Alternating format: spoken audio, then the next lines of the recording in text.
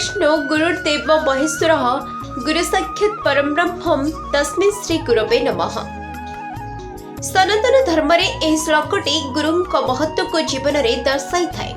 गुरुंक ईश्वरंक स्थान रे रखा जाय थाए। ग्रंथ गुड़िकरी गुरुंक स्वयं ब्रह्मा विष्णु एवं महेश्वरंक सहित तुलना करा जाय थाए। सनातन धर्म रे सर्वप्रथमे विद्यार्थी वेदर शिक्षा दिया जाय थाए, जहाँकि जुगे जुगे ग्रहणीय अटे। मनुष्य को सर्वप्रथमे वेद शिक्षा महर्षि वेदव्यास देथिले, तेणु तांको सनातन धर्म रे प्रथमे गुरु भाव रे ग्रहण करा जाय। तांकर जन्मतिथि को व्यास पूर्णिमा बा गुरु पूर्णिमा भाव रे पालन करा जाय थाए। आषाढ़ मासर पूर्णिमा दिन को गुरु पूर्णिमा भाव रे पालन करा जाय थाए। एही दिनटरे त्रिमूर्ति ब्रह्मा विष्णु एवं महेश्वर को पूजा कराजिबार अनेक महत्व रही। आजिर दिन में अनेक स्थान रे त्रिनाथ मेला मध्य करा जाय थाए, जहा द्वारा जीवन रे सुख समृद्धिर आगमन होइथाए।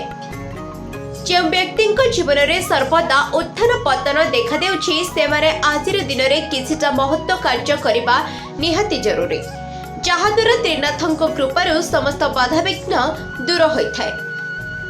गुरु पूर्णिमा दिन हलदी रे स्वस्तिक चिन्ह घर उत्तर दिगरे करी ता उपरे सिंदूर टपा देवा द्वारा जीवन रे समस्त रिष्ट खंडन होइथाए।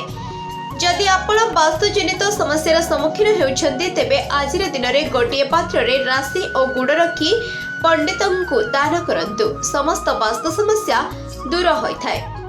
शिक्षार्थी माने निज शिक्षार उन्नति पई आजिर दिन रे निज बही टेबुल निकटरे गणेशंकु हलदी पानी रे छिंची स्थापना करंतु एवं गोटिए दीप जलांतु। एहा द्वारा शिक्षा रे उन्नति हेबो।